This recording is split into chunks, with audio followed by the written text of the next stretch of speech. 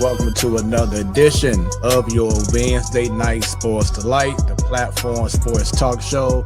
Question is, did she subscribe? Right. She's down on YouTube.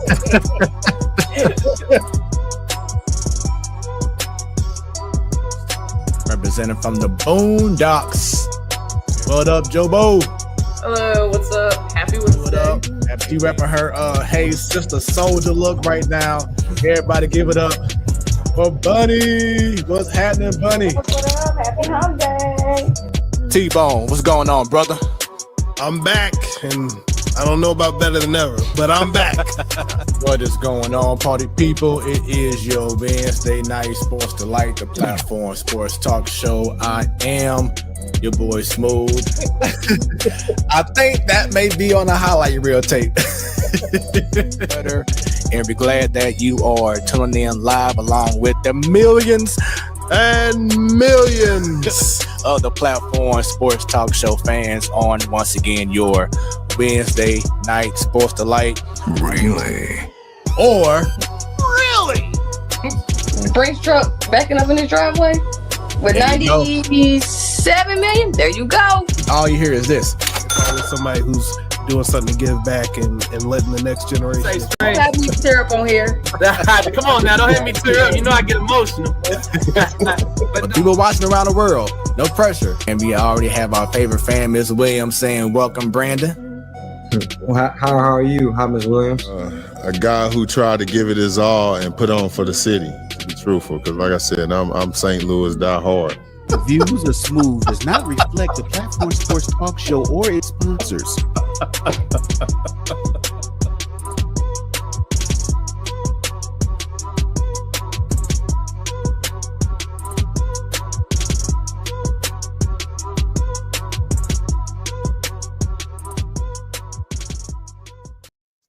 What is going on, party people? It's your boy Smooth and Stanton, baby, what's cracking? What's happening? another edition of your Wednesday night Sports Delight, Mm-hmm. the platform sports talk show. Mm-hmm. And I just got to say, man, 24 hours from now, I'm going to be on the beach, Man, living the life, all right. about to enjoy my birthday Mm-hmm. vacation, Mm-hmm. Montego Bay, Jamaica. Mm-hmm. And it's going to be crazy. It's going to be amazing. My wife and I, we're going to live it up Mm-hmm. and enjoy a true, very, very needed vacation. How Because, true is this vacation gonna be, bro? dude, very true. Like, are you engaging in all of the Jamaican traditions? All of them.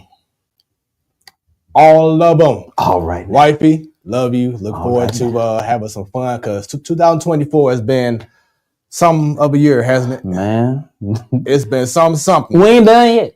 We ain't done We yet. ain't done yet. But we're gonna definitely let loose and have a great time. Once again, celebrate my birthday. My birthday is this Sunday. Yeah. And shouts out, because I know she already probably just left a comment. Let me see.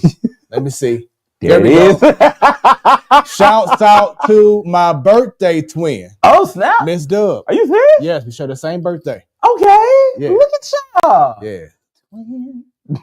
Yeah. Well, Same to you, Miss Dub. So What is that, Scorpio? Yeah. Okay. So yes, we share the same birthday, and I'm not sure if you're gonna be doing something that I'll be doing in the next couple of days. But I enjoy encourage it, Miss Dub. your birthday, and shouts out to us. You know, I always say the best time of the year. So there you go. Is it the weather changes? People be getting sick from the weather change. Like, I mean, do you think it's really the weather anymore? I mean, yeah. Like I know other things have come across, but then it's True. it's like every now and then maybe a little dose of She said probably pneumonia or the flu. Oh, come on, Miss Dub. Yeah, man. Come on. I know a guy. Do you need some medication? What is this accent? Is that a Jamaican I don't know. accent? I'm trying it. Leave that here. I have been Leave trying. it here.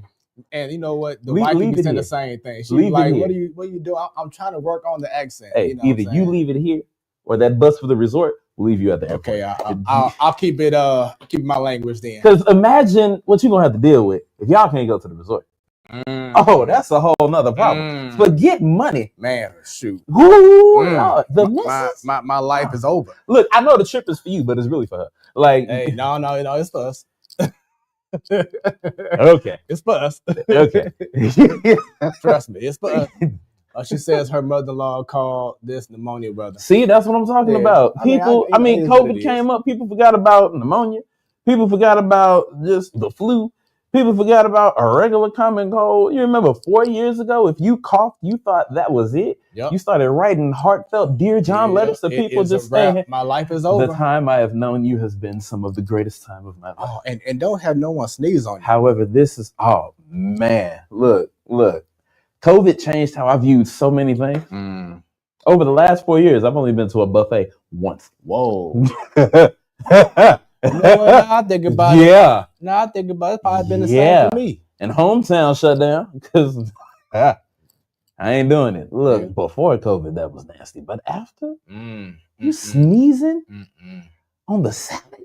Yeah. And then you see so many you stories. coughing on the cornbread. You see so many stories on social media about these restaurants not, the employees not washing their hands. Or Unfortunately, that's been way before COVID. Yeah, I know. But I mean, just certain things just get more exposed now, and just like you can't trust nothing no more. Cleanliness. It used to be next to godliness, and now it's just somewhere over there. But we're here to talk about sports. Yes, we are. Yeah. Yes, we are. And let them know, Stan, where they can, find us at. You can find us right now on your television or on your phone or on your laptop via these 5011 sources. You can find us on YouTube.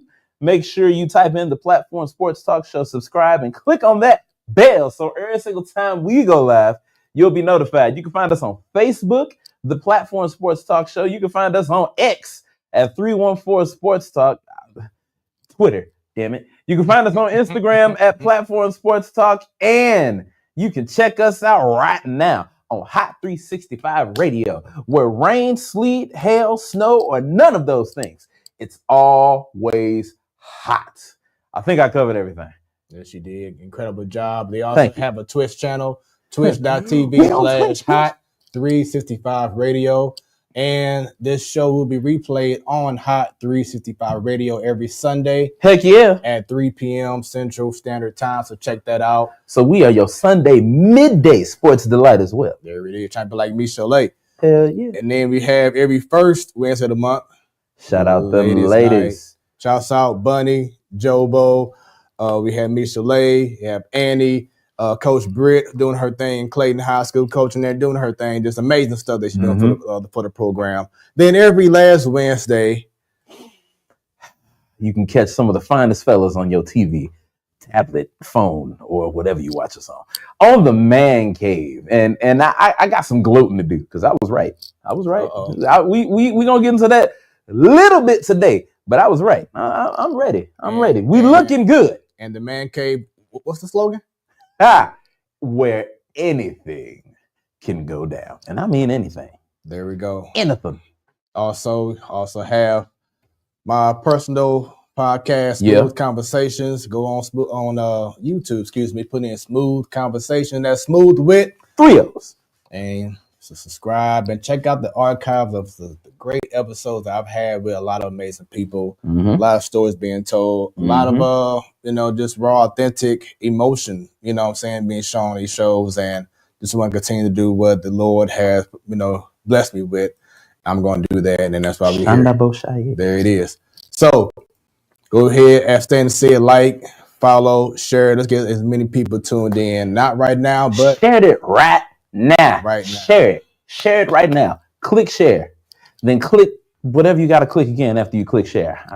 Just do it. Matter of fact, I'm going to do it right now while I'm sitting. There we go. And while he's doing that, we have someone else waiting to join us. She's we do. Things down from the Boondocks. Jobo, what's happening? What up? Happy Wednesday. Happy cold, rainy, depressing Wednesday. But we're here, and pretty soon you're going to be on the beach. Man, let's go. Right. Let's go. Cannot wait. It was crazy, though, how, last Monday and Tuesday, it was just dreadful weather. It was no sun out both those days. Man, now those he days. about to go somewhere. This weekend's supposed to be decently nice, I think, actually. Nice. Glad for y'all folks in St. Louis. It'll be better where you're at. Hey, I just want to say from experience, you better dress for what you're returning to, brother. Yeah, trust me. Show up in shorts, then the money gonna be waiting for you. Oh no, that's not going down. Because Jobo just came back from where you go again in Tennessee, Joe? Tennessee. The Smoky Mountains. Yeah. Seaverville. But yeah, that was nice. It was pretty much perfect weather up there.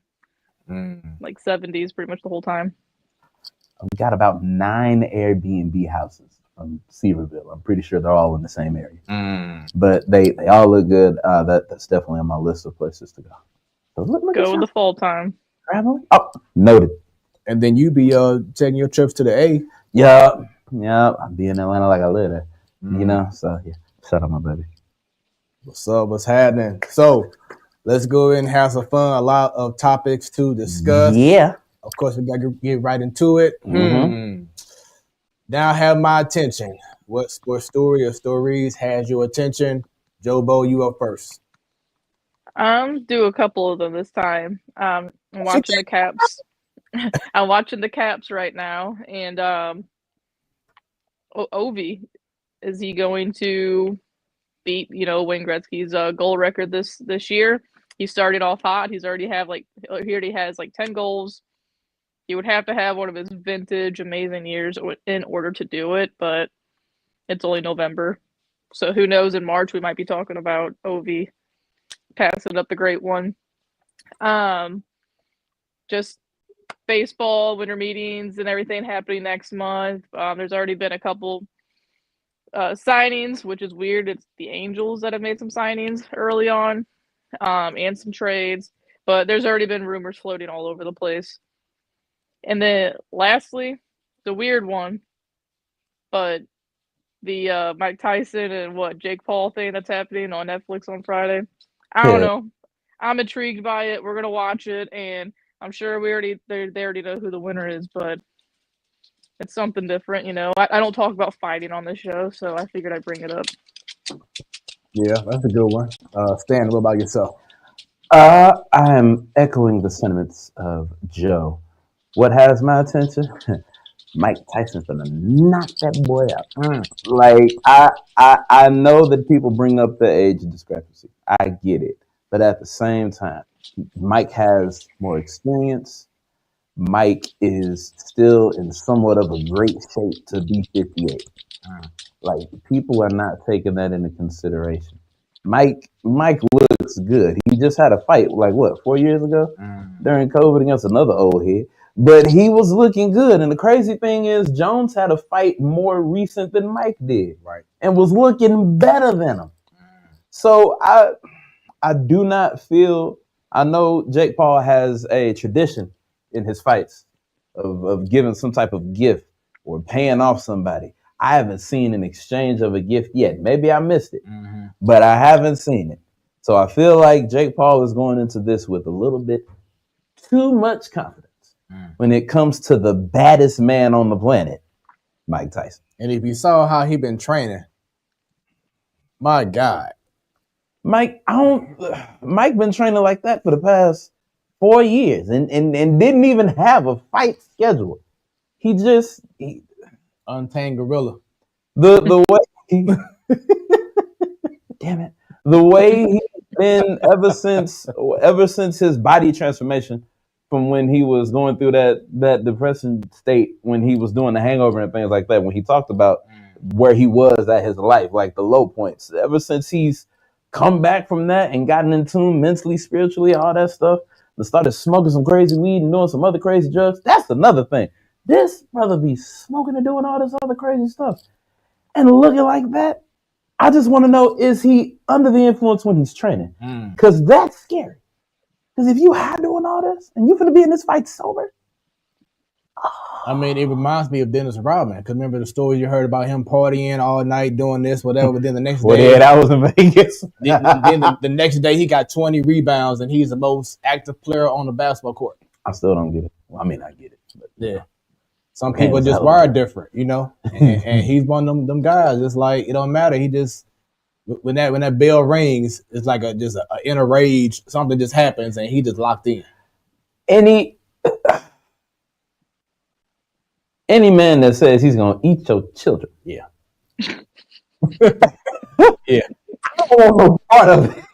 I don't want no part. And you know what else is crazy? Biting ears off. This is the easiest man to make fun of. Yeah. I can count on one hand the number of people that have made fun of this man and the stories they've told of once they saw Mike after. No. Mike is just one of those people. He is a BMF. And you know,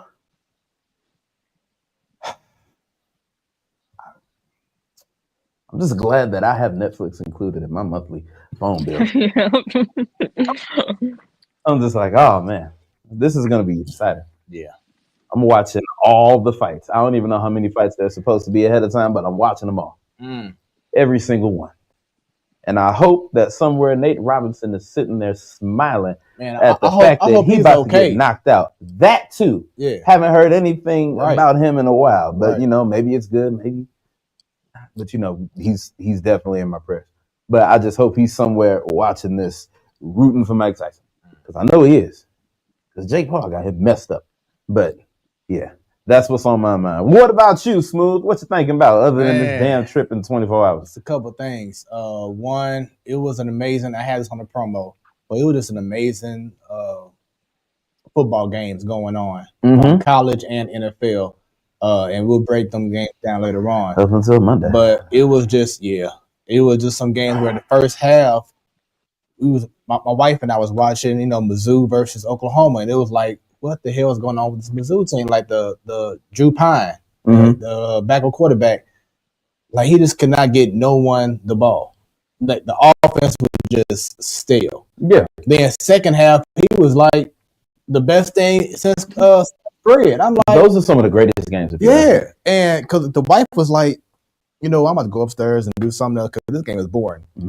but I mean, she said that, and so, but I stayed. Lunch. You want something? I stayed downstairs on my phone, on social media, watching the game every now and then, like kind of glancing off and on. All of a sudden, I'm seeing this happen, that happened. I'm getting loud. She hear me from upstairs. She come downstairs to watch the game. Mizzou come back, get the lead. Then, like 2 minutes later, they lost the lead again. So I'm like, "Oh, it's your fault because you came downstairs." Damn. Go back up. But then they eventually came back again, and it was just an amazing ending to the game. Then it happened with the Detroit Lions and Texans game. I turned that off, and then I turned it back on at the end. I'm like, "Yeah, they won," because Jared Goff was like L.A. Goff. Man, in that first half, he had like 5 interceptions in the Jared first Goff half. Was exactly like you said, LA Goff. Yeah, he was showing the exact reason why we traded him. Yeah, 97 ain't had no 5 interception game like that. We ain't had good ones, but we ain't had no 5 interception game. Shouts out to my cousin Jesse. He says, "I hope y'all covered how my Broncos were killing the KC. I don't care if we won that game." Y'all got robbed. I can't even lie. I was like, here it comes, man. And then I look, I'm like, right, cheatery, man. There was cheatery afoot. These Chiefs, just Pat McAfee said it best. They pay attention to everything at all times. Because there's no way, like y'all are paying attention so much in game to know that number 70 or whatever his number was getting bullied the entire game. And they honed in on that, and they were able to capitalize when it mattered the most. The last time I've seen comparisons to the undefeated Dolphins season was 2007? The Patriots. And we all know what happened there. Right. But it's this Chiefs team, and you want to know the scariest thing? Please say it, because I'm going to say the same thing probably. The scariest thing about it is they think they're playing like Exactly. They think they're playing trash now. Exactly. Pat Mahomes said we are not playoff worthy. Nobody is. Exactly. He covered that. He said we are not playoff worthy. I'm like, are you? Yes. Y'all are the only 9-0. What is it? 9-0, 8-0, whatever and 0 undefeated team in the NFL right now. Yeah. People are calling Lions Chiefs. I think it's a bit of a stretch. You talk about that. I got that at one of the topics. I think it's a bit of a stretch. We'll get into that. But this man is getting better. To be 9-0 and the team is nowhere. I mean, nowhere near where Chelsea where playing I like know a bum right now. Right. And y'all are undefeated. Yeah. Y'all are getting trounced on by defenses. They ain't even playing their best. Are undefeated. I mean, because you got what's the name? DeAndre Hopkins. He's still learning the offense. And out here, right. All this man has wanted ever since he was playing with Deshaun Watson was a compatible team, a contending team. And out of all teams, for Tennessee to make a trade with, y'all gonna trade with the defending back-to-back, trying to go back-to-back Super Bowl champions in the Chiefs. The rich got richer. Man, and Austin Huff just gained a little more depression. Yeah. Like his corked bats tweet was pretty funny though, and it's true. It's like in the last 6 years or however long the Chiefs have been playing like this, not a single thing has gone against them. Like everything has gone their way this entire time. So I mean, they'll catch up eventually. Don't they play the Bills this weekend? Maybe that'll be a good game. Maybe the Bills will end their little streak. Mahomes has what right now? Three rings? Yep. What's that, 3 and 5 years? I know he don't like the comparison. You talking about Sedal? I was talking about Mahomes himself. Okay. Yeah, I know he doesn't like the comparison. But I'm not going to compare. I'm saying they're doing this the right way. These wins have come with no scandal, no alleged cheating, no nothing. Just great strategy and excellent execution. And you can't get mad at that. Nope. I mean, I get mad every time because it's like because it's not your team doing it. I mean, well, we've done it in the past, so I'm still living off of that. I got like 2 more years before that becomes a thing of the past. But the thing that pisses me off the most about it is that last year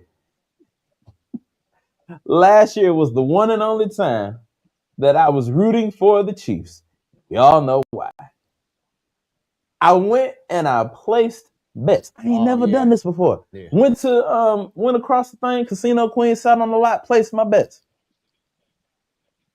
Nobody met anything I needed. I'm like, y'all underperformed this bad. Only person that overperformed was Patrick Mahomes. That's it. Kelsey was under. Deebo Samuel was under. Christian McCaffrey was under. I'm just trying to get some money here. The one time I depend on the 29ers to help us out, it's just I'm done. The Chiefs can't be beat. It's like they've got the control for the Matrix in their back pocket. Yep. They're unstoppable. No one can stop them. They have 15 Infinity Gauntlets with all 5 Infinity Stones. They cannot. This man is creating doppelgangers right now as we speak. Do you see this Pat Mahomes want to be a quarterback in Nebraska? Yeah. Down to the Adidas sponsor. So down to the number, down to the haircut, down to the routine, all of it. All of it.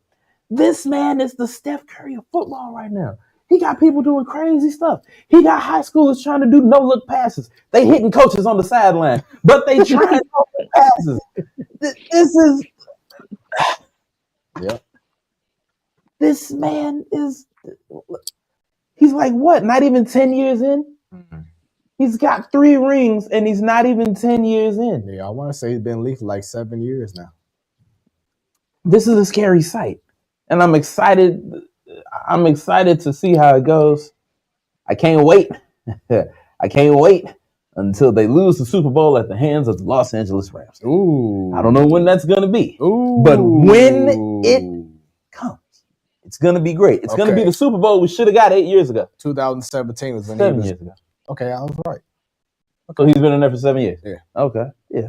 But we're going to get the Super Bowl we should have got after that Monday Night Football class. We going to get it. We've been waiting on it.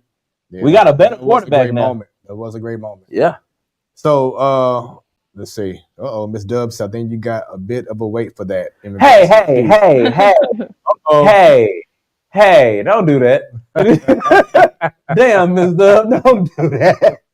Look, we all right. We good. We just need to start the season uninjured, go through the season uninjured, and end the season uninjured. That's all we gotta do. That's all. And that's a lot to ask of right now. So, for more on what has my attention, my mom brought this up to me, I think this morning and then the last couple of days. But Coco Gauff, she just recently won a tournament out in Riyadh, Saudi Arabia, and now her career earnings have put her over $20 million, and it's continued just to grow and grow and grow.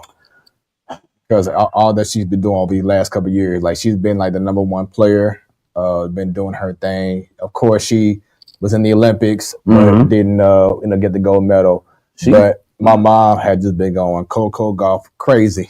So they're going cuckoo for Coco. Man, you gotta give Coco and all the other women in sports their credit right now, because for y'all to be performing at the highest level, not only that, but to be doing it in Saudi Arabia with their history of women inclusion.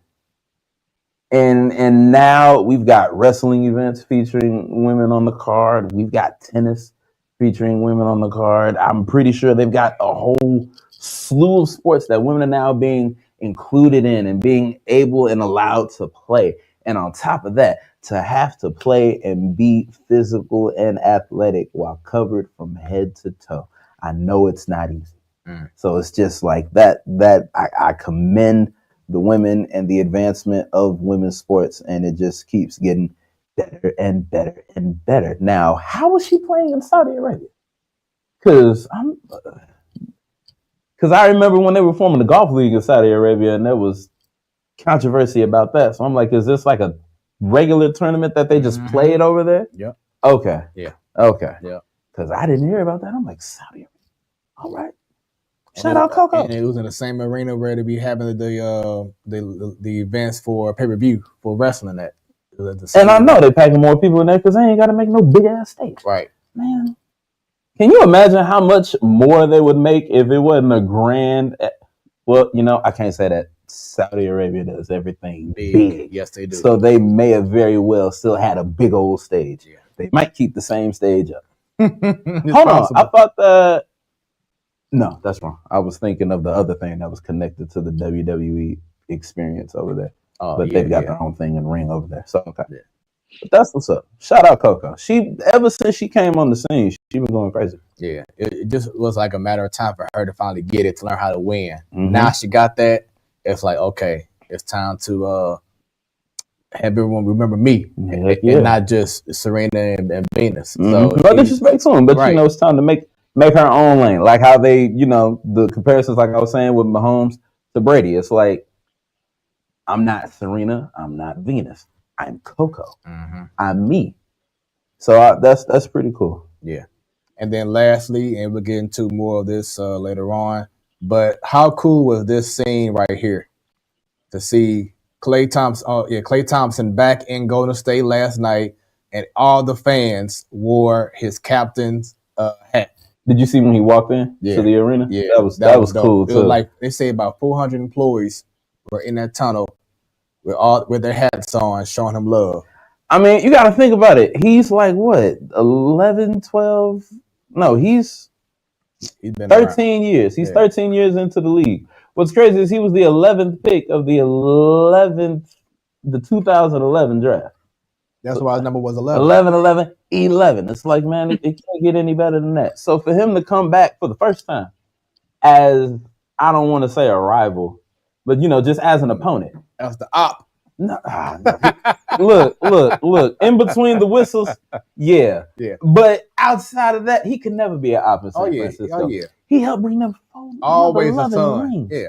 Always, man. So Always. it's like, and then to hear the reactions from Steph, from Draymond, I may get some flack for this, but I appreciate the fact that they didn't let the return squander the greatness of the game. Mm-hmm. Because they Steph said, we're not gonna address it, we just gonna play the game. We've already talked, so it's like let's focus on the game. Yeah, he's back, but at the end of the day, we got a game to play and we gotta go through these guys. And to the wire, from what I heard, it was. Yes, so it was. That was pretty cool. I'm just glad to see Clay, being Clay. Yeah. He got those back-to-back threes. Yeah. And they got a shot of Steph looking a little emotional. It was like, I miss you, buddy. But then at the end, I don't know if you saw this on social media. I saw Steph yelling like, okay. But then he yelled out, "You didn't want to stay here." He was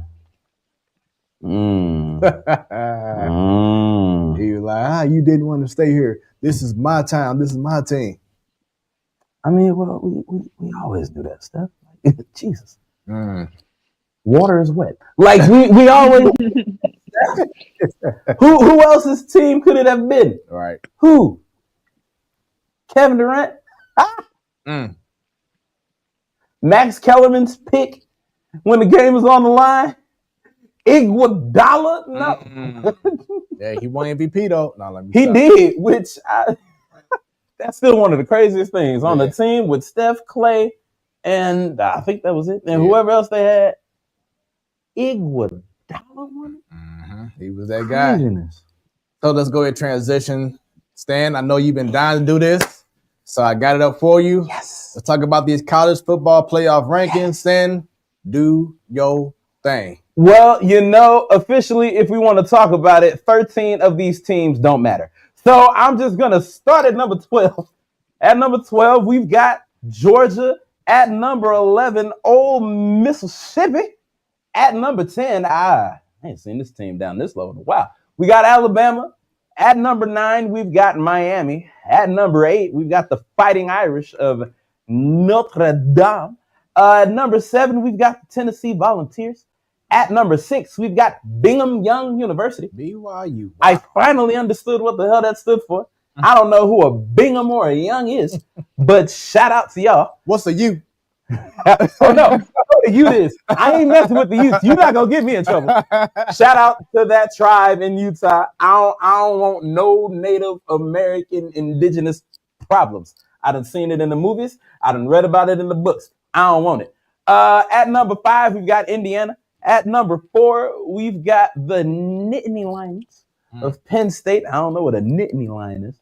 At number 3, we got Archie Manning in them, or Quentin Ewers in them, or whoever the coach wanted to start at quarterback in them, in Texas. At number 2, we've got the. Did you know that they put that on their name now? Yeah. Like it is officially the Ohio State University. But none of those teams matter. None of them. Because at number 1, we've got the GOAT, the greatest coach of all time, Nick Saban, who we've got Dan Lanning, and those Ducks who always put that shit on. At the University of Oregon, go Ducks, win the day, we number 1. They said we couldn't beat Michigan. They was Mario and Saddam. But what did we do? Whoop their ass in the big house. They said it couldn't be done. They said it was madness. But I just need you to know that wasn't their first loss, like I said, this year in the big house, and it wasn't going to be the last. But this one ain't going to be the last either. Down goes Michigan. Down goes Big Blue. To who? Gang Green. Hold on. Wait. Hold on. Uh-oh. Got to come up with a better name. There was no Gang Green here. The Green Gang. There we go. Ducks. So, what the duck? A few noticeable things I want to mention is number 17, Colorado Buffaloes. and they have a great path to get to the top 12 as long as they keep on winning and go to the conference championship. That's the thing for the Big 12. As long as they keep on winning. Yeah. But the beautiful thing, like we always say about college football, is you have no clue what's going to happen at all. You don't know who's going to have a stellar performance. You don't know who's going to lay a goose egg.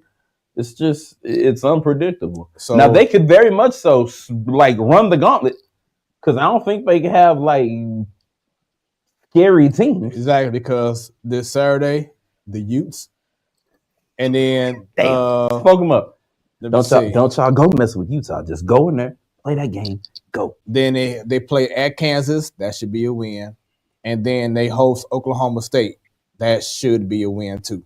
The beautiful thing I love about college sports is that you're not going to find a lot of teams that are good at both of the majors. You're either going to find one that's good at football, sucks at basketball, or one that's good at basketball, sucks at football. They play in a lot of teams that suck at football. So I think they should be fine. And the second team of note, of course, for me. Number 23? Mizzou. They pretty much have, they have a chance, but they have to pray that a lot of teams in the top 12 lose over the next 3 weeks. 11 of them might, but one ain't. Right, for Mizzou to have any shot, especially between Ole Miss, Georgia, Alabama, and Texas. Those teams have to lose for Mizzou to have any shot of getting even a thought into the top 12.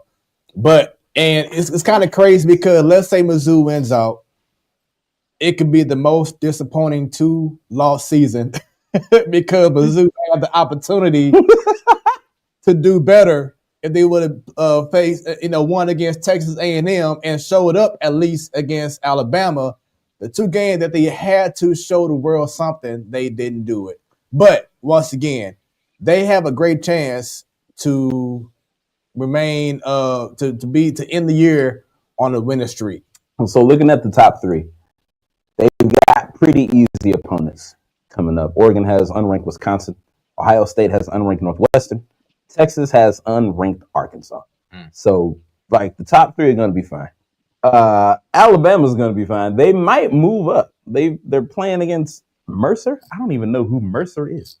Where is that? That's the kind. See, the only way they can move up is if one of the other teams ahead of them has a terrible game.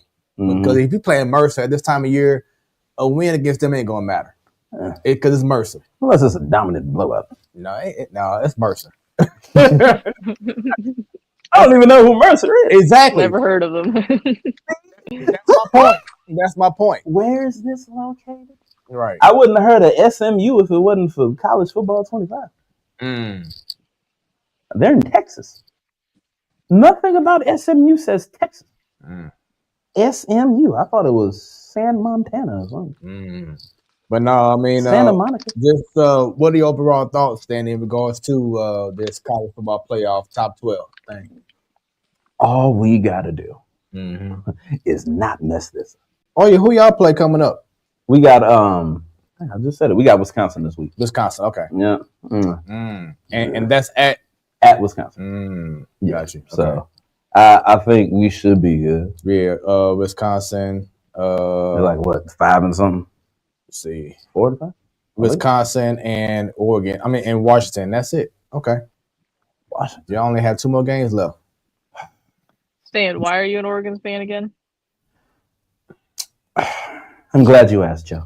Is it the colors? They got cool colors. No. So here's what happened. I was catching a highlight, and one of what I might call one of the biggest busts from college to pros, LaMichael James. Y'all remember that name? LaMichael James was running crazy. And on top of a great offensive scheme, their defense was also whooping ass. They were just a dominant team, and I was enjoying the performance. It was under the Chip Kelly days, back when they were running a lot of the Wildcats and the runarounds, and I guess we call them Wild Duck. I don't know. Just running all these impressive trick plays and things like that. And I had only seen it when I tried to do it in Madden, and I'd never seen it executed properly. And so to see it executed properly and multiple times, and just to see LaMichael James just take off, little dude, just take off running.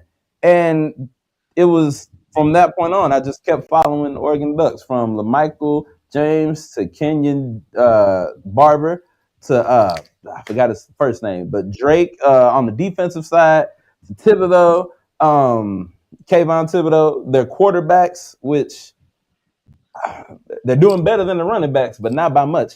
You look at the top Oregon quarterbacks I can list right now would be Bo Nix and Justin Herbert.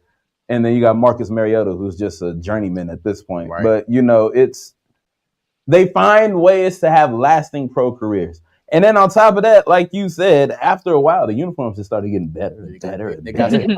And it's like, and then I finally figured out why. Because the CEO of Nike is an Oregon man. He went to the University of Oregon. So that's why they're laced up with all the nice threads. That's why the Nike headquarters is in Oregon. I'm like, it all makes sense now. Yep. I like it. But yeah, so pretty much 3 more weeks total of the regular season. Mm-hmm. So should be some exciting moments coming up, and look forward to seeing if, Stanton's Ducks can keep it going. Yes, we can. Can Colorado crack the top 12? Maybe. And see how many SEC teams are going to make it to the top 12 as well. That should be pretty interesting. So, from college to the pros, NFL, baby. Yeah. And week 10. Let's talk about these standings. I don't want to. All right, so AFC East, there's only one team with a 500 or better record, and that's the Buffalo Bills. 8-2, pretty much got that wrapped up, I believe. I would just like to say that the Dolphins should definitely be at the bottom of the AFC East, but somehow through not last night's, through the other days, majestic playing. Yeah. And on top of that, Aaron Donald had the damn nerve to show up. Oh, yeah. You mother lover, put some pads on. Right. Suit up. No, he still got it. Shut the fuck up. Suit up. I'm sick of this. I do. We'll get to that. Okay. AFC South, only one team has a 500 or better record. That's the Houston Texans, but they're not playing so great right now. Man. I think they lost, 3 in a row or 2 of their last 3 games? They've lost 2 of the last 3 for sure. Okay. And I've seen that they haven't scored a second half touchdown since week 6, I think. Look at Joe with the stats. Damn. So that ain't good. I know they got some big injuries, a lot of people thought Nico was going to play this Monday. That didn't happen, but supposed to. Yeah, doesn't look good. AFC North, we have the battle of Pittsburgh versus the Ravens. With the Bengals the Bengals could have had that victory last week. Their best shot of getting to the playoffs, I would say, if they would have beaten Baltimore last week. But then they had it, but Burrow couldn't come through with that play in the end zone, and they lost the game.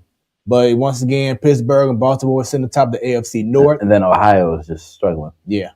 AFC West, 9-0 Chiefs, 6-3 Chargers, 5-5 Broncos, and that's it. Justin Harbaugh is having a Justin great Jim. Jesus,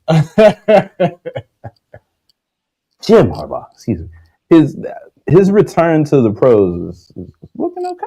I mean, it shows that we always knew that he was an incredible coach, whether it was in college or NFL. I mean, he went to the Super Bowl. He did. Against his brother. Yeah. Horrible Thanksgiving that year. Yeah. So for the Chargers, it was just a matter of having the right coach, and looks like he is the right guy for that team. They just needed someone with current college experience, because I don't feel that Justin Herbert has made that pivot into a professional mind state.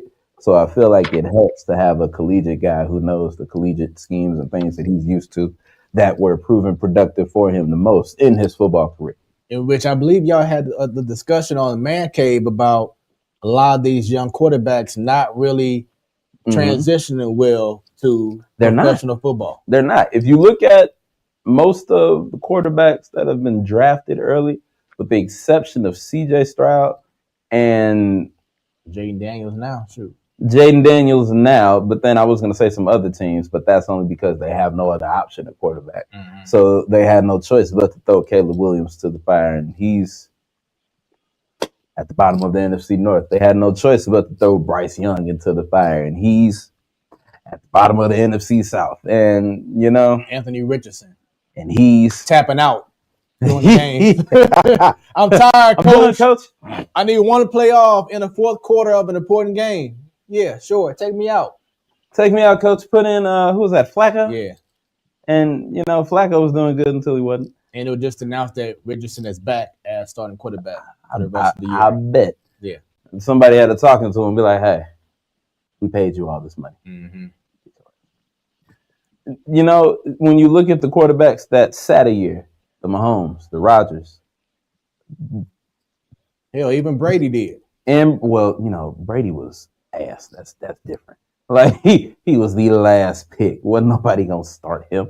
Like, that's a little different. The dude was the 99th or whatever pick. Yeah, that's slightly different. You were sat because you were drafted low. These other guys, they were top picks. Yeah, they were top picks, and then it's like you're sitting just to gain experience, and it's working out for those guys that it's working out for. Yeah. Look at that NFC East. Yes. 7-2 Eagles, 7-3 Commanders. The Commanders have lost what? Is that the 2 in a row they lost now? I think so. Yeah, because ever since that Bears win, I think that was all the momentum they had for the season. It's like, there we go, one last, and they lost. Man, you talk about a bleep show, Dallas. Like, it is so bad that CeeDee Lamb said after the game how Jerry Jones need to have blinders or curtains because the sun and the glare from the sun can affect the view when you try to look in from a pass from your quarterback. And he was like, he couldn't see the ball at all. Like the sun, the glare was causing an issue. Then Jerry Jones was like, oh, so you want me just to tear it down and stay and build it back up? He wasn't saying all that. He was just saying, get some drop down curtains, brother, or at least some 5% tint. 1%, something. Put something on there. Knock some of it out. But you're affecting your own home team from winning games because you're not making the environment better for your stadium. Because Jerry Jones is the only guy to build the stadium east to west on the sunrise-sunset line. The only person he know where the sun's gonna lie. It's not lying in the heart of Dallas. But it's just stuff like that. And plus, Dak Prescott hurt for the rest of the year, so they already done. I mean, they were done when he was okay. Yeah, exactly. Mike McCarthy is last year. They already saying it. I mean, sources say, Joe. Sources say. Sources. John Denton. That a certain collegiate Colorado coach might be coming back home. Yes. And if that is to happen, I know where Shador's going. Which, when you look at it, Jerry Jones kind of shot himself in the foot. No Plaxico. But you pay this man all this money, and now you're stuck. You got one of two options. You can either just bench him and pay him the rest of the money. You can ship him off and still have to pay him something. It's a lose-lose. But on the plus side, you could possibly get Shador Sanders, which, you put him with his dad, great things happen. And you're not going to tell Deion what to do. That ain't happening. And I'm pretty sure if Deion gets to that situation, if he is chosen to be the coach of the Cowboys, he's going to make it a fact that, Jerry, I love you, you're my dude, but you're not going to determine how I run this program or this team. Because that's not how Deion operates. Well, scratch that. Deion Sanders ain't going to that. Because that's going to be a battle of two strong-willed, strong-minded if individuals. Jerry wants to win, he has to put away the ego. Well, Jerry, for about 8 years now, he's been chasing that good old glory. Oh, you know what? My wife asked me a question that I thought was hilarious. She said, "Have the Cowboys ever been good?" And I laughed. No, I seriously want to know too, though, because I don't know. I mean, they may have been. I ain't seen it in my lifetime. The last time they won a championship was back in '92, I believe. That's the last definitely time. ain't seen it in my lifetime. Man, me and Stan weren't even born yet. Wasn't even here. That's the last. We were just time. twinkles in eyes. So, Joe, we're just going off of hearsay. I ain't seen no footage. I ain't seen no picture of the championship.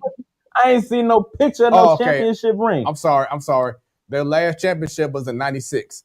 Oh, damn, we were alive. We were 2. I don't remember that. Yeah. I need photographic proof.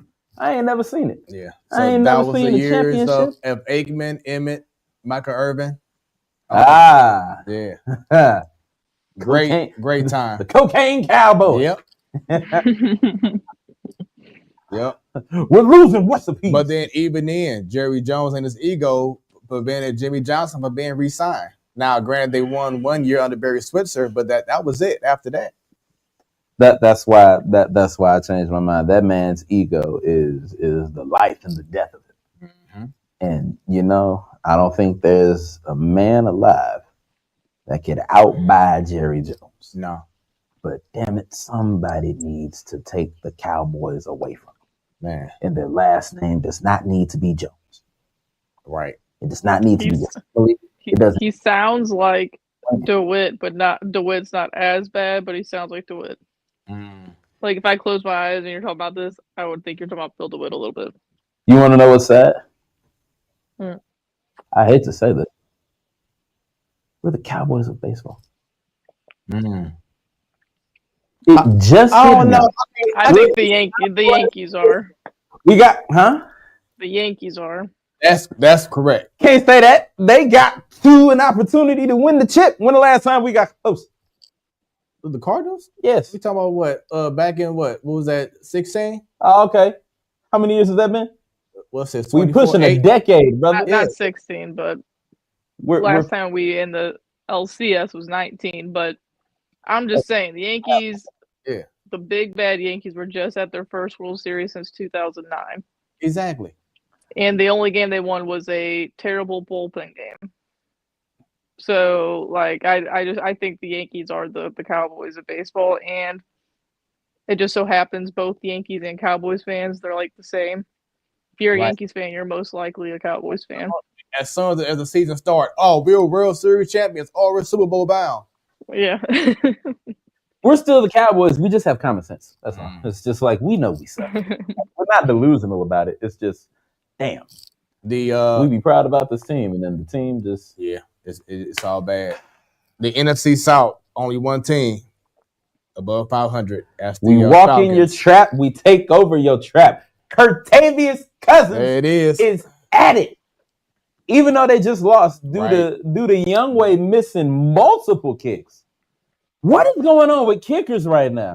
Not a good We're time. going to get to a little bit more of that too. But if you look at the NFC North, we have some contenders. Yes, we do. Just 3. Only one team that's not, in which if that Hail Mary would have went the other way, the season would have changed. 5-5.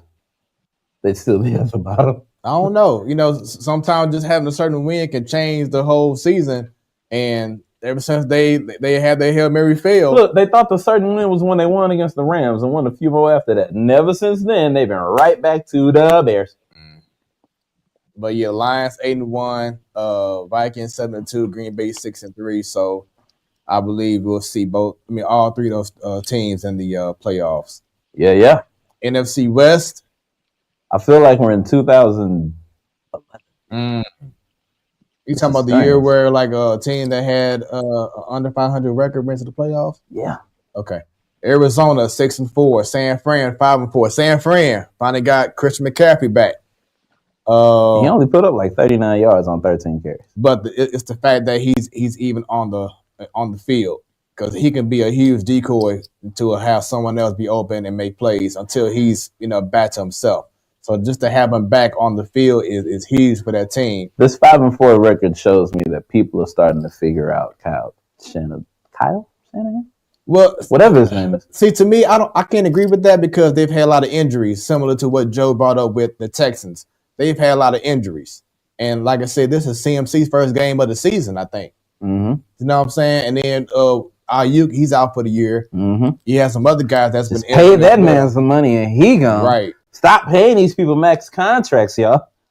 Damn, just pay them. Like, they'll be all right. What are your thoughts with the Rams? We got some work to do. Because there was no way we should have lost Monday. Mm-hmm. Against the Dolphins? I mean, they had no. I don't think they scored a touchdown, did they? We didn't. All field goals. Yeah, that's crazy. But that's always been an issue with the Rams, though. Under Sean McVay has been red zone offense. We just.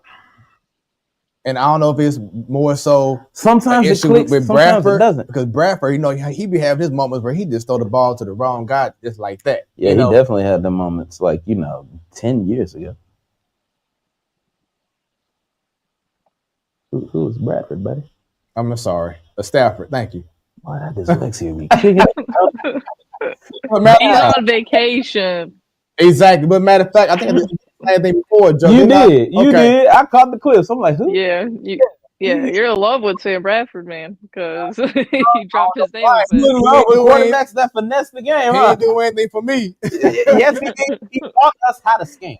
Before we had people ripping credit cards and calling old people, we had Sam Bradford getting the bag and running away with it. Yeah. He did it there. He did it in Minnesota or wherever the hell else he went. He found a way to make the money and go. Man. But in 16 years of a career, Stafford still looks good. We have to be consistent. It's like the red zone offense will work one game, and then the next game it's in shambles. Right. So we just have to find a level of consistency. We've got a few easy games coming up, hopefully. And because I said that about the damn Dolphins. But we'll just see how it goes. All right. So as Stan just brought up about some games coming up. Yeah. Tomorrow, a good game. A great game. I'm excited. Commanders at Eagles. Yeah, that should be great. I probably won't watch it, but it's going to be great. I'm going to watch it. Saquon is going to hit a cartwheel backflip over somebody. Man, that move he made was, oh my God. In the LeBron cleats. Woo, that move he made was just straight amazing. And then he did something else, not on those levels, but he did something, what was that, last week? He did something else. It just shows you, when you have a solid team with a great O-line, how great you can be out there on that field. It also shows you what not to do. Because, you can learn from New York. True. Because like now, I think they saying Giants. Let me say New York Giants. Yeah, I think they saying Daniel Jones ain't gonna be starting, or Daniel Jones hasn't had a good season since he got here at all. Daniel Jones is another NFL bust. Now he's a Sam Bradford because he finessed the Giants. He had a huge paycheck. He did. What was that? I think 2 years ago. Yeah. Yep. Because I remember they tried to franchise tag Saquon. Yep. And then they paid Danny Jones all that money. And it's like, y'all went with a quarterback over a proven running back. Right. And that's the whole thing. It's coming back to haunt y'all. The Giants did what the Cardinals did with Paul DeYoung, Joe. Yeah. That's a good call. Let's see. Any other games that stand out from here? Man, all I want to say is this Rams and Patriots. I don't care about that game. I do. Of course you do. I don't give a damn who the coach is. I don't give a damn who the quarterback is. Anytime we go or have to play against that team from Foxborough, I'm glued. I'm locked in. I'm on it. Ravens at Steelers. That should be a great game. Seahawks at 49ers. Of course, as you brought up earlier, Chiefs. No, I think Joe did. Chiefs at Bills. Now that That's gonna be interesting. You got a history of two teams that like to have referees in their back pocket. Who's gonna pay the referee more? And it's gonna be at too. It is. Depending on how the weather's gonna I be. didn't realize that. Okay. I mean, they've gone into Buffalo and won before. It's no big deal. Yeah. I think they've done it in the playoffs too, right? Yeah. I wish the Monday Night Football game was flexed because that's going to be whack now because the Cowboys suck. Like the Chiefs and Bills should have been on Monday Night Football. I mean, we have no time to do that. Okay. I was like, we don't. No, it's a wrap. It's, you know, when they pre-contabulate all that these schedules and whatnot, no one takes into account the variables. Mm-hmm. No one saw Dak having a career. It might be career. No, it might be. They might use that as a reason. You know, he had surgery. That is true because we're just not confident in his ability. Especially if they tank and try to get Shador. Oh yeah, then that gone. I mean, I don't think they're tanking intentionally right now. I think this is just because that'll be the only way to get Shador is to tank because you had to have the worst record to get the best pick.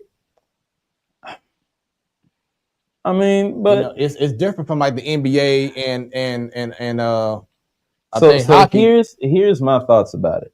I feel like because people are going to use nepotism, unfortunately, Shador is not going to go as high as he should. I still do feel like the number one overall pick will be his teammate Travis Hunter.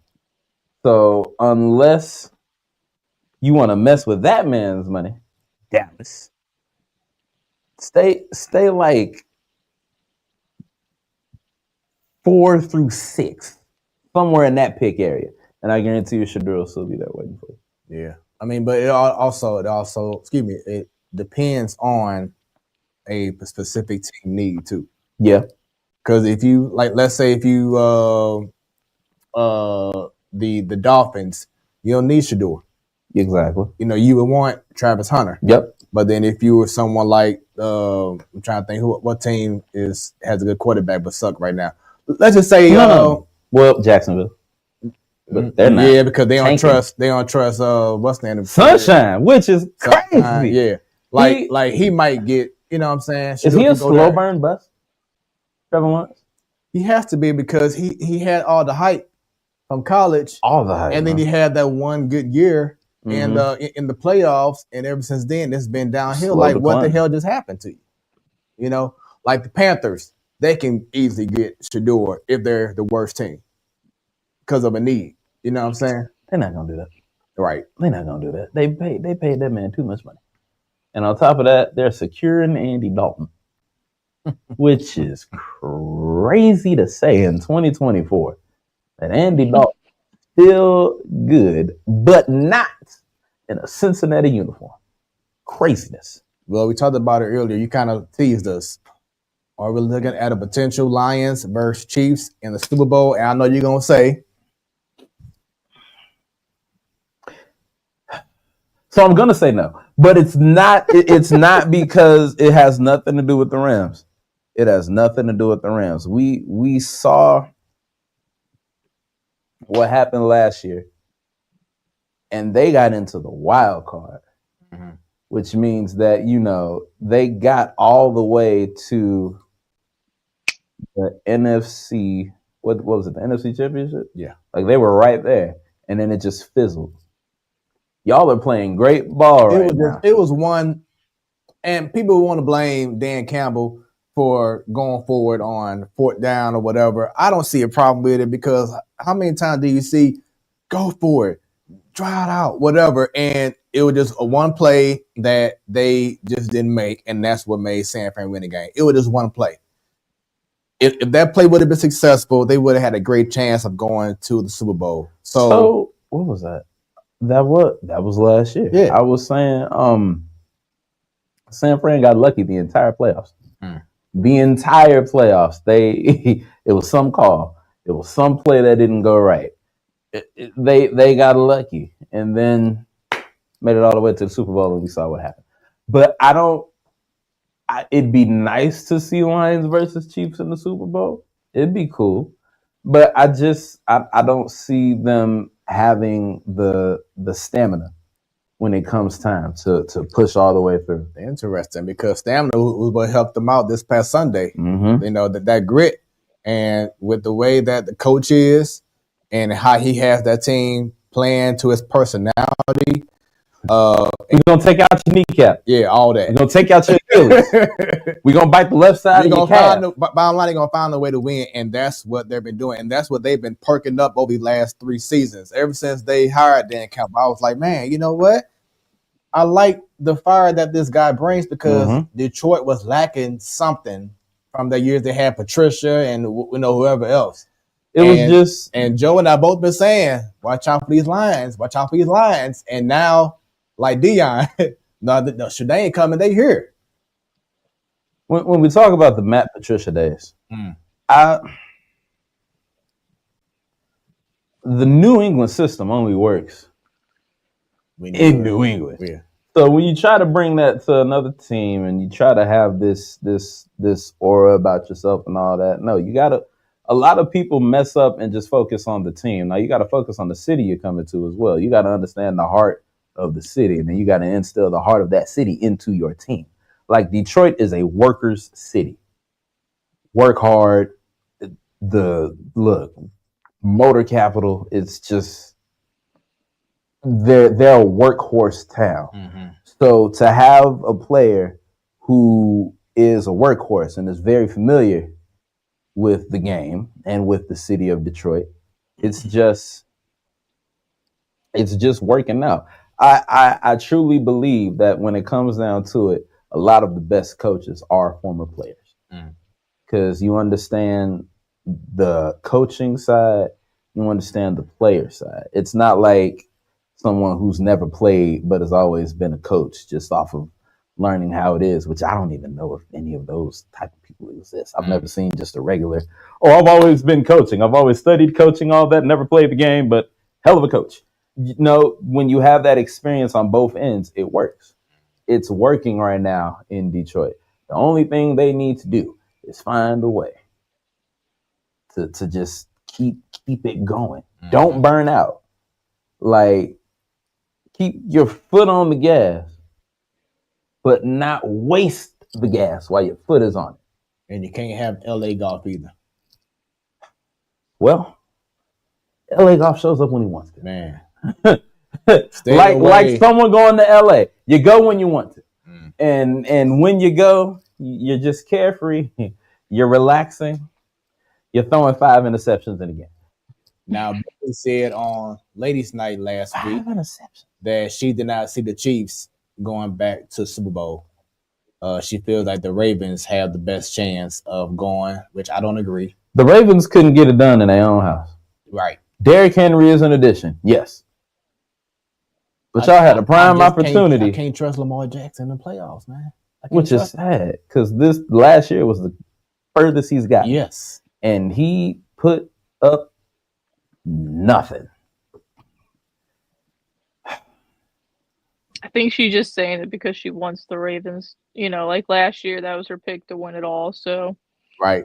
I think that's just what she wants. But like I said last week, until the Chiefs prove me otherwise, that they can't get there, even with a team that's not playing 100%. To their standard. Well, to everyone. To their standard, I guess. Yeah. I'm going to put them in the Super Bowl.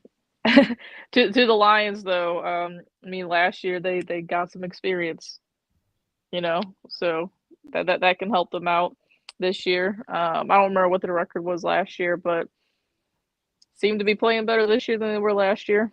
Defensive pass interference not called, and allowed them to go on through the game. Yeah, I'm still salty about it. That was DPI all the way through, and they know it.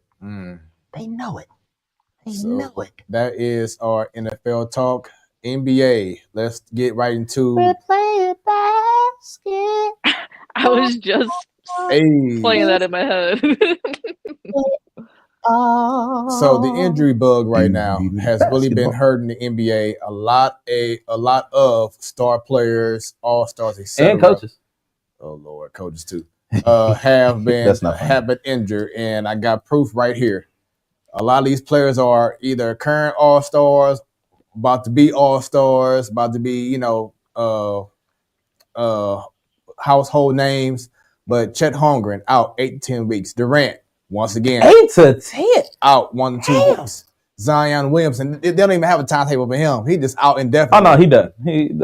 I feel like we gonna see Zion doing Raising Cane's commercials next year. So I'm glad you said that, because remember, was it a year ago or 2 years ago, I said Zion Williamson is an next Greg Oden, and you fought me hard on that. How do you feel now? Because you fought me hard on that. Now I feel the same way I felt then. This could have been prevented if somebody got his fat ass in shape. If he would have got more in shape, they say if he would have had a year, he nutritionist. did. But what happened? What happened? He's back in Zion form. It's like I don't know. Happens. It's like, y'all, please, for the betterment of these athletes, y'all cannot be afraid to say no to these athletes. Because when it comes down to these injuries, it affects more than your career. It could affect your livelihood. Right. If you keep getting all these injuries, you keep having to have all these surgeries, you start developing these problems. Kawhi Leonard, let's call it what it is. That man has arthritis. Yeah. They don't want to say it, that all this inflammation in your knee. I've been around people with arthritis my whole life. I know how it is. You got gout. Damn it. It's not good. I would say I'm glad Ja is out due to injury and not stupidity. Right. I'm cool. You take your 1 to 2 weeks, young fella. You stay off of Instagram Live though. Matter of fact, throw your phone against the wall. You need to be on the D'Angelo Russell treatment. You don't need no phone. No phone. No phone will save your life. But when I look at these other players, I now see why Joel Embiid had to come back, but now he's sitting out tonight. And Paul George, because they're not doing back-to-back games. Kawhi Leonard, I blame you. I blame you. I blame you. I blame you. This whole load management, pardon my French, bullshit has pissed me off ever since they started using it. You are here to play the game. That is what we are paying you for. That is what we expect you to do. LeBron is spending millions of dollars on his body every year. I never thought he'd disclose that number. He really didn't, but he gave us an estimate, which, he's saying millions. It could be 100 millions. We don't know. He got the money. So it's like when you're expected to do something, you have to put in the effort in order to keep yourself at the highest level. And I don't think Kawhi is doing that. I can't call the injury in San Antonio the reason, because he came back from that and won a whole ring in Toronto. Right. But then the very next year, I think he got hurt again. The very next year, he went to LA. And I think, what was that? That was 2020. And was he hurt? I don't think he was, because I know we were looking forward to the Battle of LA, because he didn't play the whole year. I want to say he may have played during a regular season, but then he got hurt in the playoffs, because that's how each year they got ousted in like the first or second round, because he couldn't play, he couldn't stay on the court. Yeah, I'm not really remembering what happened, but ever since that 2020 season, he's always been injured. Mm-hmm. It's always been something with that knee. Hey, I was a fan of a team. Well, I am a fan of a team in LA by the name of the LA Rams. We had a great running back by the name of Todd Gurley. Man. Always had knee problems. Granted, he tore his ACL in college, but always had a knee issue. He has arthritis in both of them. So he's done. Kawhi, you're done. It's arthritis. You ain't got to tell us. We know what it is. So the injury bug is getting crazy. I don't think I've ever seen it this bad this early in the season. And like I said, with so many stars too. We're not even 15 games in. No. And I just want to say, for the record, my Bulls are 4-7. I got 15 more wins, 56 more losses. Let's talk about it. Let's not talk about it. We ain't got to. we ain't got to talk about it at all. Turn that shit off. So we ain't got. I normally wouldn't have had this on so early, but I just kind of want to see how the temperature is right now with the season. You know, just being 11, 12 games in. Right now the Suns, even with Durant out right now, they're right up top. The Thunder with Chet out, but I want to talk about Golden State. I told my wife this last week. I said Golden State is back. I didn't think it'll be this soon, but they are back. Y'all putting too much faith in Buddy Hield. Really? Because I'm about to bring his name up. Y'all putting too much faith in Buddy Hield. What has Buddy Hield done? But the whole thing is that he doesn't have to be the guy. You know what I'm saying? Because you still he didn't have to be the guy Curry in Sacramento. You had De'Aaron Fox. You had Sabonis. He didn't have to be the guy. Mm-hmm. He could have just been what he's being now. And what was he doing in Sacramento while not being the guy? But he on a better team. With more opportunities for him to play. Okay, whoop-de-doo. At the end of the day, y'all putting way too much confidence in Buddy Hield, who has always had this three-point shot. This ain't new.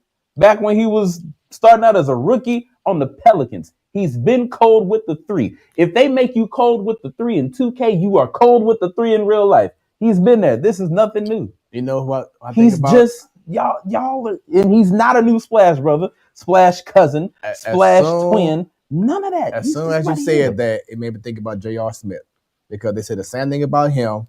But when he got on the Cavaliers, he won a ring because he was with the better system. Did he or did he not? He won that ring because LeBron strapped the duck in. And that's what Steph Curry gonna do. Because if LeBron didn't strap in, they were down 3-1, brother. We can't say J.R. Smith. Because what else did J.R. Smith do? Thought they were up. You can't use J.R. Smith. You can't use Mr. Anything is possible. No. Okay. You can't use Mr. Shirt off. Wave around your head like a helicopter. No. All I'm saying is that it's all about being in the right system. That's fine. He won that ring one time, stayed in that system. What else happened? But he lost. But he got a ring. Barely. If that was a 3-1 team and LeBron James was injured, we would have had a back-to-back-to-back. It would have been a four-peat. It would have been a four-peat, and we would have been calling the Warriors one of the greatest dynasties, if not the greatest dynasty, because no one ever did a four. The most we saw was 3. Twice. By the greatest player of all time. But, you know, we're 15 games, if even, into the season. Y'all are putting way too much onto Buddy Hield because at the end of the day, it's going to be who it always needs to be for the Golden State Warriors, and that is Wardell Stephen Curry. End all, be all. Oh, yeah. We already know. If he's not there, forget about it. Right. You saw what happened when he wasn't there. That's why I said earlier is that I never said Buddy Hield is the answer. I'm just saying he's definitely going to be a big piece of the team and their success. Like I said, he doesn't have to be the guy and score 20 points every game. He doesn't have to be that. Because you still have you still have other guys on that Golden State team that can score, that can make things happen. But then at the same time, and to add on, because Golden State prior the year that Durant was on the team was probably the last time they were known as a defensive team. This team here can play defense. They're like top 3 in defense right now. You couldn't say that years ago. You couldn't. But now they got that as well, and they got younger. I like what they do. I like what Steve Kerr is doing with this team. I feel like they're back, and they're different because they're younger. They got guys who are hungrier, and once again, just a better overall system. I like where they're heading right now. I'll just say Steve Kerr is realistic. He understands that he's probably got 3 more years left with Steph. Yes, and maximize it the best you can. Like, cause what he just signed? What, a 1-year extension? Steph last year or 1 or 2? I thought it was longer than that. Because they at the beginning of this season they were like he added on 1 year to his contract, and then when I heard that I was like, oh shit, is he gonna go to LA? I don't think he's leaving. But it's just I don't. They're trying to build for life without Steph. And we'll see how that goes. But we are not. He even signed 15. a 4-year deal back in 22. And then he added on a year to it recently.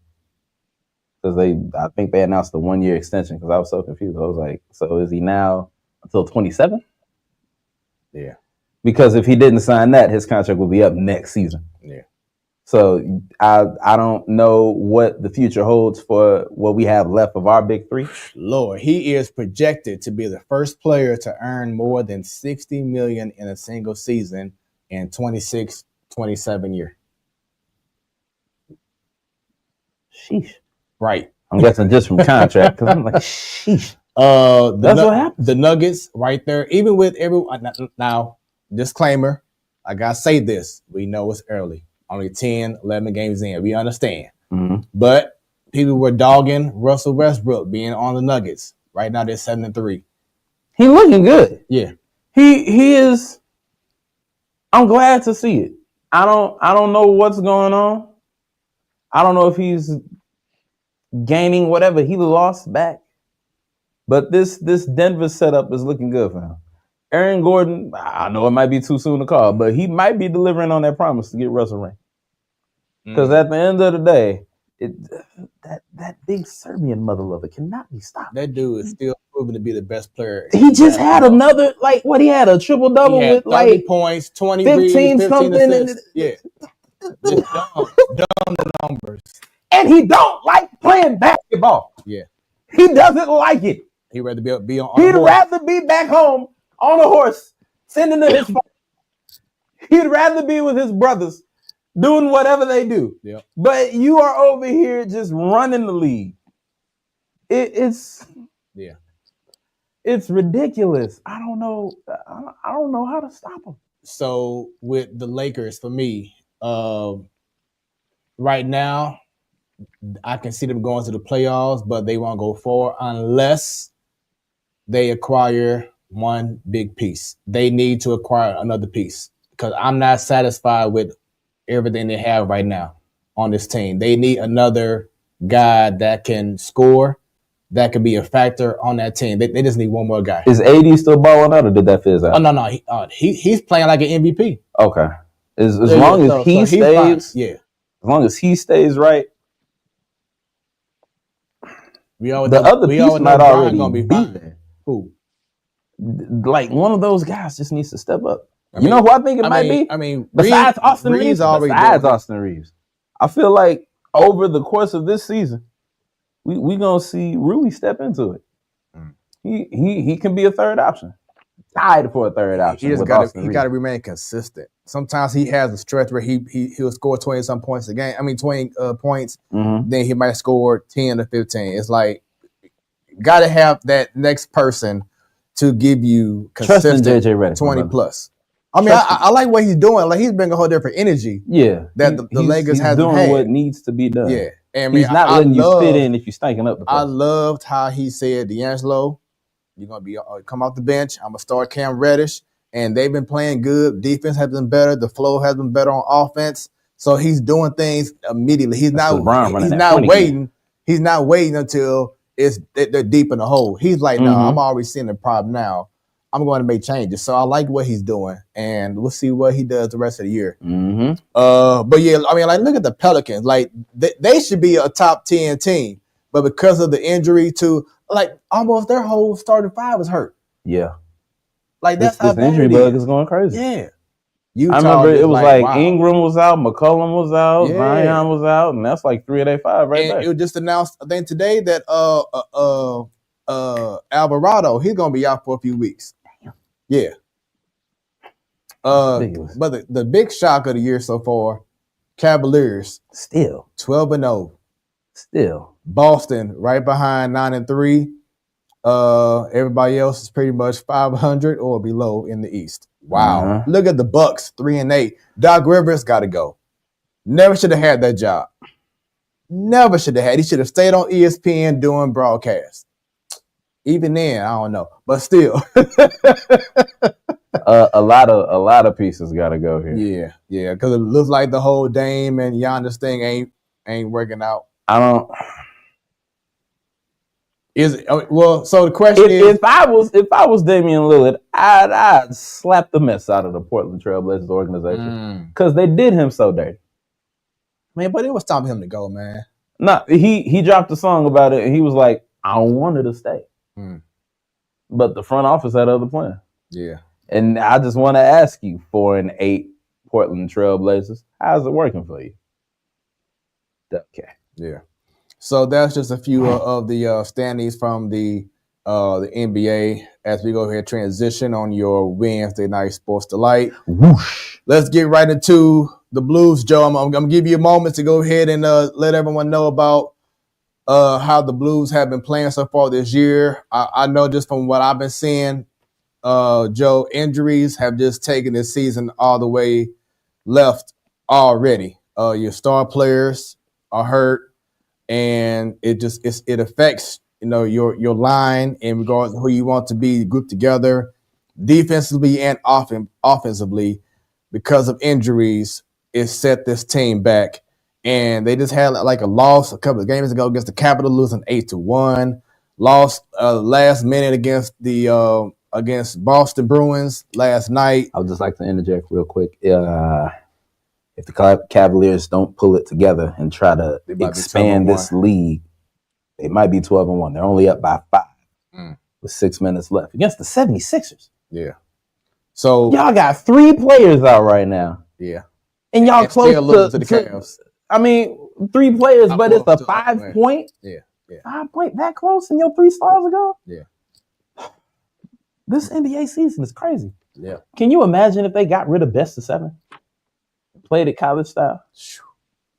Ooh, they ain't ready for that. But truthfully, that's what the well, not really, because you have the group play, but then after group play in the in-season tournament, group play is like conference play. Yeah, when you look at it, and then once you get to the in-season, then it's like okay, then one off. Like the next round is one off. But going back, Joe, just talk about the season and how now we all know that.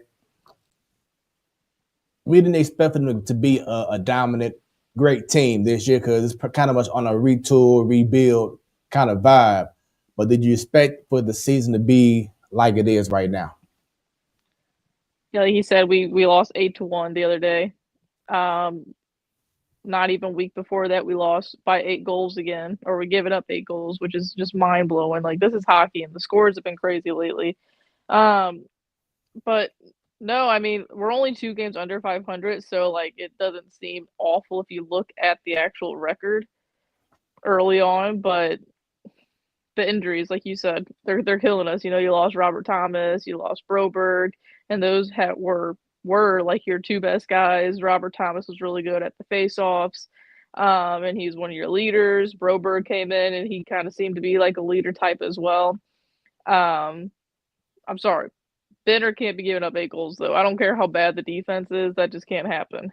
But I don't know. I think once you get some guys back, you could still, go on a little run here and there. But like me and this friend at work were just saying, like, it's only 2 games under 500 so early in the season. If you just go on a nice little 5-game stretch, you're in third again or something. So still early, but this year's been weird so far. It started off kind of good, and now it's going back down. And like last night's loss, you're up 2-0 at home, and then the Bruins come back and score 3 unanswered goals. Like, that can't happen. Bruins. Yeah. Ew. Yeah. And you said Jordan Bennington is letting goals go? Nice. Yeah, I mean, again, obviously it's, a team, and like the defense needs to be doing defense. But again, if you're a good goalie, considered a good goalie, you should not be letting in 8 goals, whether your defense is bad or not. I know, like, guys like Jamie Rivers will say it's all on the defense, but I'm sorry, that just can't. Dominic Hasek's not going to let up 8 goals just because his defense is a little crappy. But that's not going to happen. I'm not trying to compare Bennington to Hasek because Hasek's one of the best, but fans of St. Louis compare him to him. Like they think he's a god. Love the guy, but man, that just can't happen. So I don't know. Like you said, you can't get too mad because it's a retooling year. They went into this year telling us that's what it is, but it's aggravating when you give up 8 goals and then you lose at home, giving up 3 unanswered to a team like the Bruins, who were 0-7-0 this year so far when they were down with 20 minutes to go. Not to the Blues though. Just play the Blues. Right. Hey, you're having a bad stretch of games. Come to St. Louis. Come on down to St. Louis. What? Pretty much. That's what it seems like. And the Rams. What'd you say? Because that was the same exact issue with the Cardinals. Anytime a team was playing bad, you come to St. Louis, all of a sudden you find your home run stroke again, or you throwing no hitters. Yeah. I mean, that was all awesome. too familiar. You losing? Come on, play the Rams. Seattle. Come on, play the Rams. We'll set you straight. Shoot, I think I can say it for some city games too. There's some games we should have won. We lost. Man, City fell off so bad. that was weird. Like coaches being fired and lots of trades happened and whatnot. It was just a weird year. Hopefully next year's better. Yeah, Hopefully. Speaking of hope, going back to the Cardinals now. There's no hope. So, what are your thoughts, Joe, on the Cardinals offseason thus far? And I want to go ahead and say this now, is that normally at this time we have the expectation of a big signing, maybe a possible big trade or whatever. But this year, from what I'm seeing as well, management has finally realized we need to start playing our younger players. We need to give them opportunity because we have so many talented players who doesn't get the opportunity to work through their issues and get better. And you're seeing that they're not re-signing Goldie. They're not going to re-sign Lynn, Gibson. They're trying to see about, which I hope and pray they do, Trey Arenado, which is not going to happen, just a matter of when. But they're allowing to take out the old guys or the guys who just haven't really done as much as they could have done, Arenado, and they're allowing the younger guys to say, you know what, it's time for y'all to take over. And to me, and also, I don't know if you heard the interview, Joe, when Bill DeWitt the third was on TMA last week, and he was saying he admitted that the organization, they thought that they had the model, and they realized that they were far off from the model that they used to run. Didn't I sit here on this show the last time I was on the platform Sportstalk show and say the Cardinal way is dead? We've all said that, but we've been saying it for years. But the issue was that they did not want to see it until what has happened these last 2 years. Mm-hmm. They wanted it to all burn before they made any big drastic moves. Yeah. So to me, I'm saying I call this an A because they are realizing finally what we've been stressing is that you need to let these young guys play.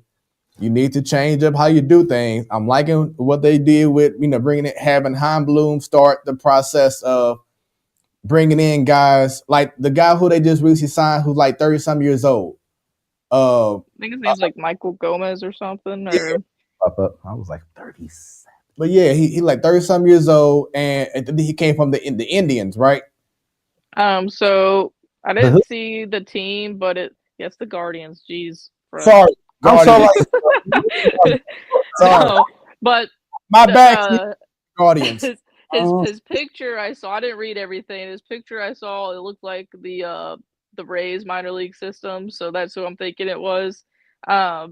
But I did see Jeff Jones. Are you talking about the Guardians like, not pitcher, but like someone who's going to be helping the system? Is that what you're talking about? Yeah. Okay, yeah, that was the Guardians. I was talking about the little minor league signing or deal they made yesterday. I think his name's Michael Gomez. And like Jeff Jones said, he's probably going to be like the Riley O'Brien this year. Which when he was healthy, he was nice to watch. But no, like what you're talking about, I agree. Like that's a nice, I guess you call it a signing or trade. You know, you brought him in to help with the system, the Guardians. We can see that they don't have a big role because big payroll because they choose to do that.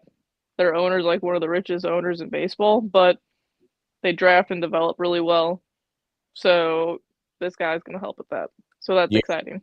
Yeah, because that's what they've been missing is someone who's young but can understand what's going on now with the modern day of baseball. Something that the Cardinals have been lacking. So I'm liking that they're moving to this new era of, okay, you know what we used to do the Cardinal way is no longer the way. We need to find a whole different path, and I'm liking what they're doing going to this year. It's not going to guarantee a playoff spot. I don't want people coming in like, oh, we're like the Cowboys. Oh, here we go. It's going to be a playoff team, you know, whatever. But we're going to come in like, you know what? Let these kids play. Let the Jordan Walkers play every freaking day. You know what I'm saying? And let him figure it out. Because he's talented enough to figure it out. Let him do it. I think someone said that this morning, the last month of the season, he had 6 home runs.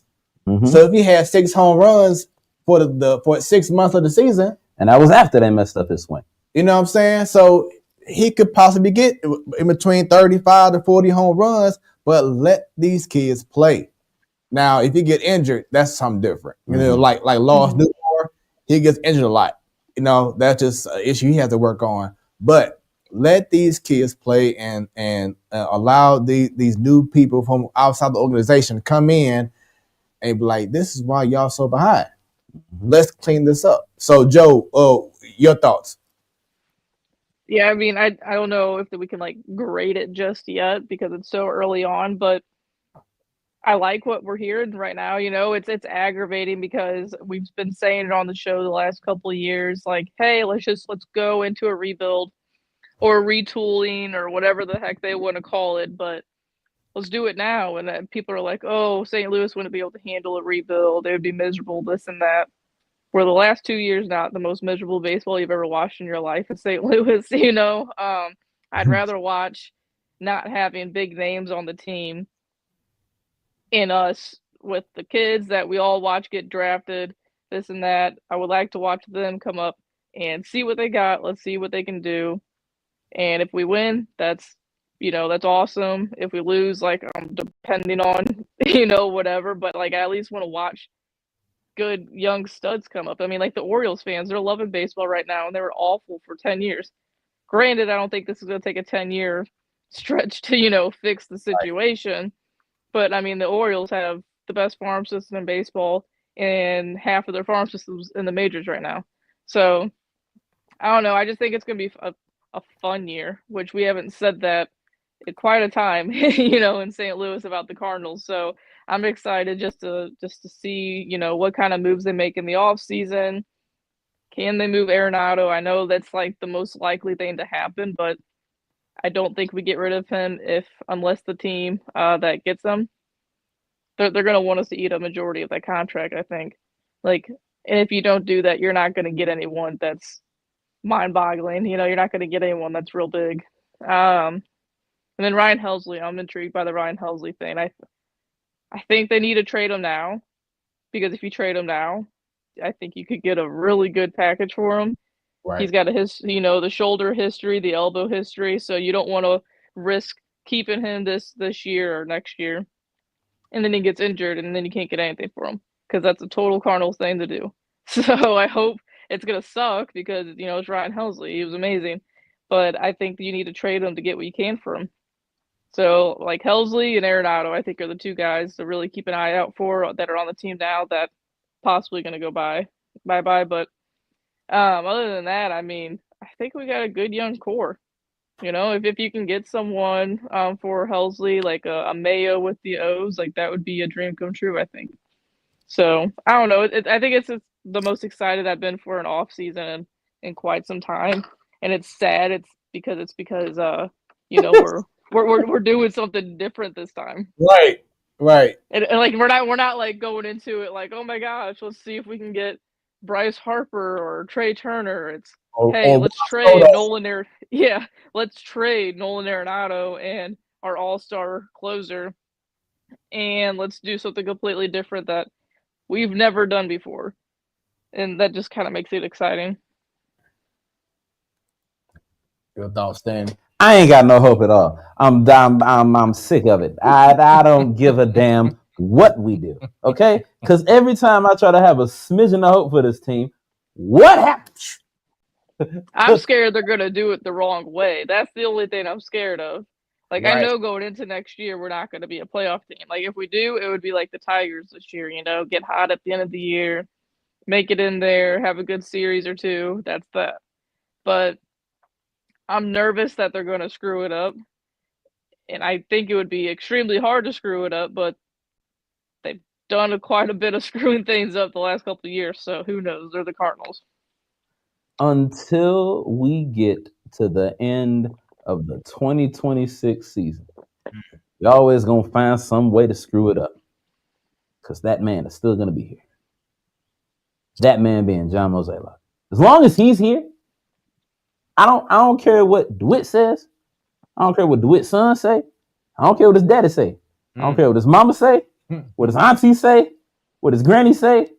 I don't care what Marmal say. I don't care what none of the team says. Y'all can be happy all you want. That man has a genuine ability to just depress everybody. Got an update. Through his actions, beating by 8 with 25. Okay, Cavs are 13-0. Thank you, Ms. Dub, for the update. Unless they pull a Tracy McGrady and score 15 points in unless they pull a miracle. But back to, we've been excited. We've looked forward to moves being made, whether they were big moves, small moves, any moves. I remember at some point in the show during the offseason on a weekly basis, we were saying, do something. And then they would do nothing. Or they would do something and the something equates to nothing. Exactly. What Joe was talking about earlier. So it's just like, I'm not confident until Mo walks on out and we get a suitable replacement. I'm not even sure. I forgot who the replacement's supposed to be. Replacement. That's Hein Bloom. Thank you. Mm-hmm. I couldn't think of his name for nothing. Yeah. And so I'm just. We just gotta get through 2025, Stanton. After 25, he's done. That's it. That's a wrap. That's a lot. So it is a lot, but again, like, we're not expected to win anything this year. So unless you look at the Vegas odds, apparently we have the third best odds to win our division, which that just, I think, shows you how bad our division is. Right.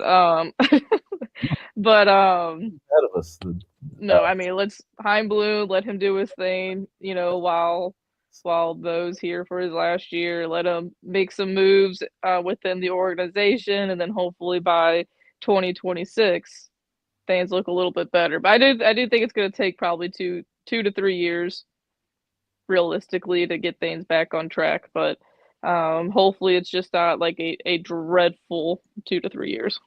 Yeah. I feel like with a younger baseball ops person, bringing something new. Yep. And I feel like baseball operations can exceed the day-to-day of what the team needs. Mm-hmm. Like, you have an opportunity to be a younger guy. He can get his name out there, show up to these events, listen to the people. Now, the people ain't always going to get what they want, but at least we have someone who we know will listen to the people. DeWitt and Mozeliak will not listen to the people. What did DeWitt say? We still selling tickets. I don't care if y'all don't show up, because people are still showing up. He didn't care. Mozeliak thinks we're just fine. What does he love to say? I think we're doing just fine. Well, I think that we're doing just fine. He does sound like Kermit the Frog. Well,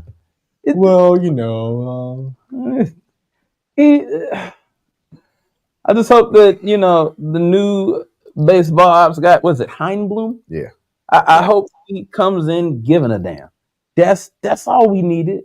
Was somebody he came from the Rays and then he came from the Red Sox. I mean, those are two pretty good franchises, organizations to look at. I mean, like with the Rays, we don't understand how they, keep doing what they do with their pitching at least. And then the Red Sox, he's the one that gets all the crap for trading Mookie Betts, but that was really on the owner.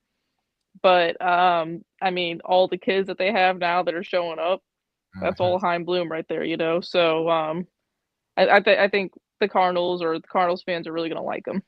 Yeah, We'll get there. Yep. 2026 is only a day away. Well, I mean, with that being said, that is our show. Whoa.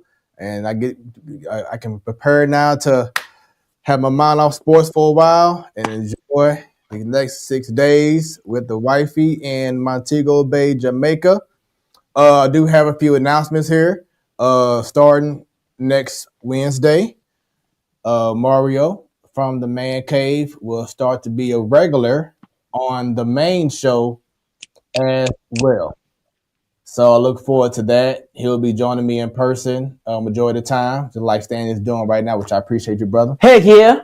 But he will start being a regular on the main show as well. So just getting even more viewpoints on the main show. And as you see on the bottom under our names, the Super Show returns on December the 4th, the first Wednesday, and on the third Wednesday, because the fourth Wednesday is we ain't gonna be here. We not talking to y'all. Merry Christmas. Y'all ain't gonna see us.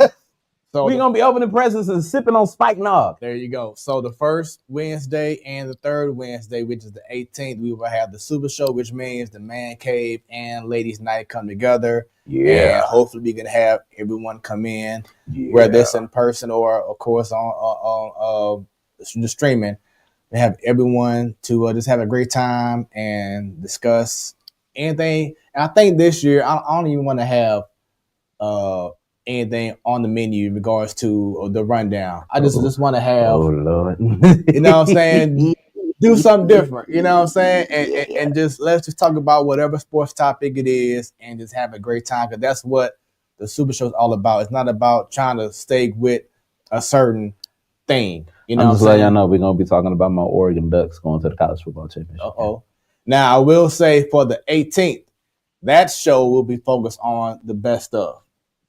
So like best moments of 2024 in regards to different sports categories. So we'll definitely get into that.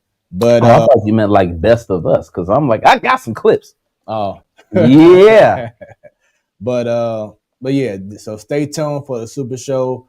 I'm about to get ready for this trip to Montego Bay. Yeah, man. Thank y'all very much for tuning in to the Platform Sports Talk Show, the main show. To stand once again for being here. Joe Bo holding things down from the Boondocks. Y'all see where we at all across social media. Go ahead, check us out. And in the meantime, we'll see y'all next week. The Platform Sports Talk Show. We out this thing. Happy early birthday, Smoooth. And Miss Dub. And Miss Dub. We out, y'all. Peace.